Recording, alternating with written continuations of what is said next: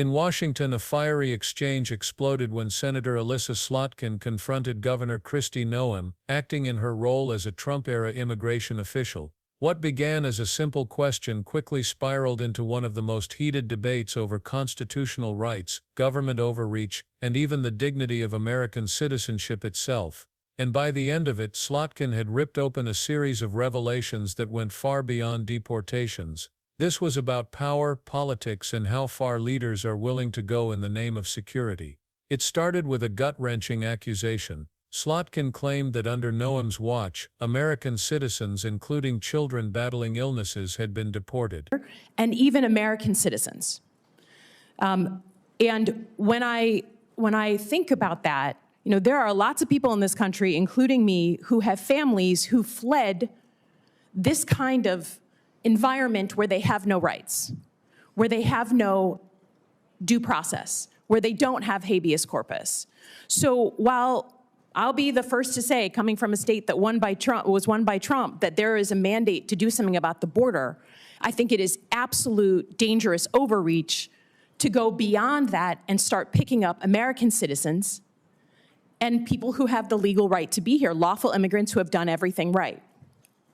So first and foremost, do you acknowledge that your department has made some mistakes, any mistakes, in going after either American citizens or legal immigrants here in the time that you've been in office? We have not deported any U.S. citizens. Detained? Or people get interviewed. If they get interviewed and they go through that process and if we find that they're U.S. citizens or legal immigrants, they stay in the United States. Have you deported we have to go through the vetting process. Have any American citizens, including children, been deported during your time in office? We have children that mothers have chosen to keep with them. So those By my count, you have 10 American citizens, including children with cancer, who have been deported out of the country. I understand you're saying it's their choice. But it's hard to imagine a small child having a choice. But have you gone after legal immigrants? Again, your standard in your opening statement was the most dangerous illegal immigrants. Does that include PhD students and master's students at colleges across the country, unarmed? Are they the most dangerous illegal when they have status and no weapons? I don't decide who gets status through a student program. The Department of State decides that, and we enforce it. Oh, come on. That's what our Department of Homeland Security does. I just would offer that, again, I have no qualms with going after folks who are here illegally. That is not my concern. That was part of my job, was to prevent people from coming here illegally in a former life. My concern is you're sending a chill down the spine of America by going after people who either have legal status or American citizens. And when my colleagues ask you about habeas corpus, and you say, literally, we can review the tape, that you believe it's a right the president has, you sat here in front of all of us and swore an oath to the Constitution, and that is not at all what habeas corpus is. It is a right that we all get, that American citizens get, that people who are in the United States legally have. So my concern is, it's complete overreach. I don't think American citizens, even those who voted for Trump, believe that you should be able to just grab someone off the street, sloppy, who has the legal right to be here, and certainly an American citizen. And I just am concerned that while you say you're going after the most dangerous folks, what you're actually doing is going after folks for political reasons, right? A PhD student that's unarmed is not at the top of the list. And we're not deporting U.S. citizens, and we're not deporting people who have legal status here. 10 American citizens If the children have gone with their parents, it's because their parents wanted them with them. So let me ask you another question about cybersecurity. You've cut $500 million from the budget. What specific programs are you cutting?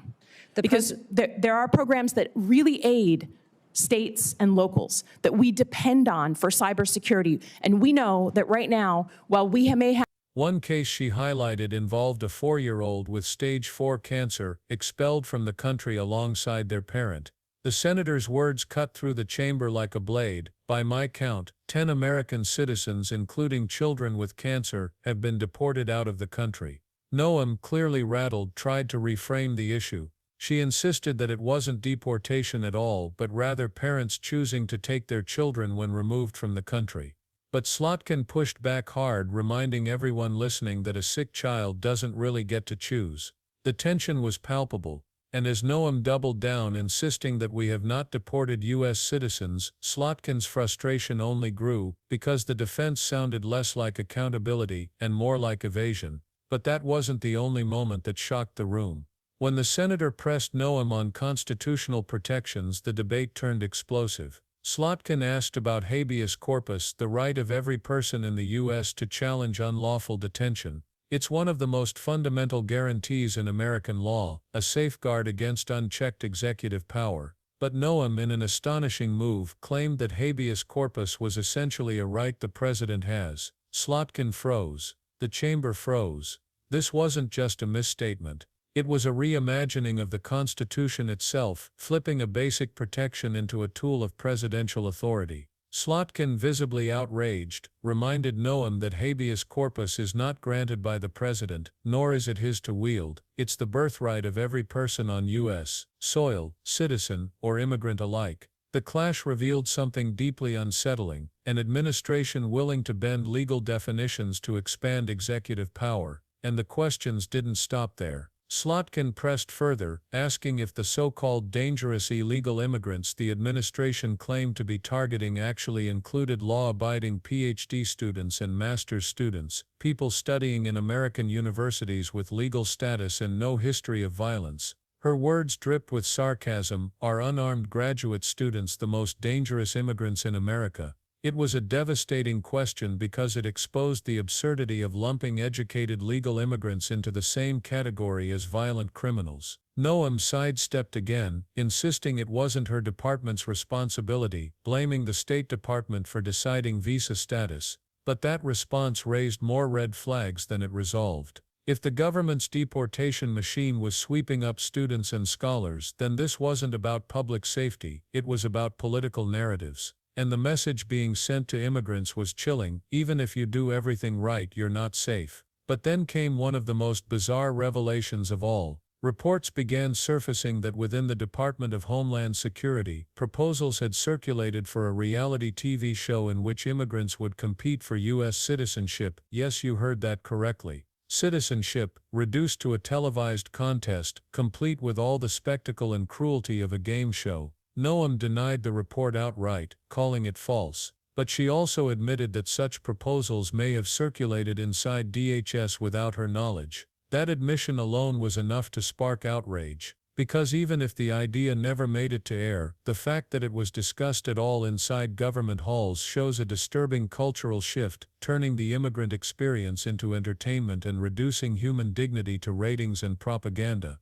Slotkin seized on that moment, painting it as a grotesque example of how immigration policy was being hijacked for political theater. And if all of that wasn't enough, the senator pivoted to another flashpoint: cybersecurity. At a time when the nation faces escalating cyber attacks from foreign adversaries, DHS had slashed nearly $500 million from cyber defense programs. Slotkin, representing Michigan, a state that relies heavily on federal cyber support for infrastructure protection, called it reckless. You cannot claim this is the most cyber-secure administration while gutting programs that protect my state and yours, she declared. Noem tried to defend the cuts as a realignment, but the explanation rang hollow. The timing couldn't have been worse. Foreign hackers are ramping up attacks on U.S. grids, pipelines and local governments, and yet federal support is shrinking. To Slotkin, this wasn't just bad policy. It was a betrayal, because when cyber protections crumble, ordinary Americans are the ones left exposed.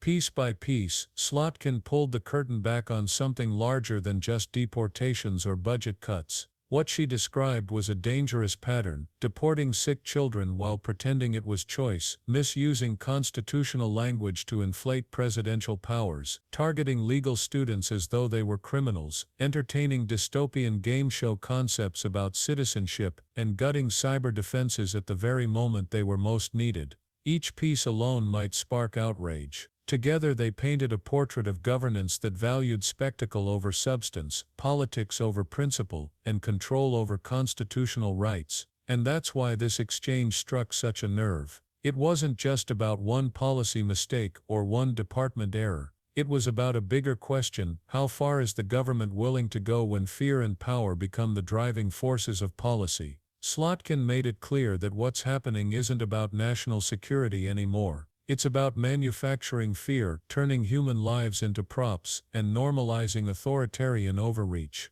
The senator's final words hit hard. Even those who voted for Trump do not believe you should be able to grab someone off the street who has the legal right to be here. This isn't about law enforcement, it's about overreach. By the end, the hearing had shifted from a policy discussion into a public reckoning. Noem's defenses only reinforced the senator's point that constitutional rights were being trampled, that citizens and lawful immigrants were being caught in the dragnet, and that cybersecurity, America's digital shield, was being sacrificed for political talking points. Slotkin's fiery line of questioning ensured that these issues couldn't just be brushed aside as routine governance, they were spotlighted as dangerous precedents that threatened the very foundation of American democracy. So the real question now isn't whether mistakes were made, it's whether this is a pattern. Because when deporting cancer-stricken children can be reframed as parental choice, when habeas corpus can be misdefined as presidential privilege, when law-abiding students can be lumped in with violent criminals, and when cybersecurity is gutted during an era of escalating threats, then we're not talking about policy anymore. We're talking about a system that thrives on fear and spectacle. And here's the thought I'll leave you with, is this really about protecting the country, or is it about consolidating power by making ordinary people afraid? That's the choice America is staring down. Let me know what you think in the comments. Do you believe these actions are about national security, or are they political theater dressed up as enforcement?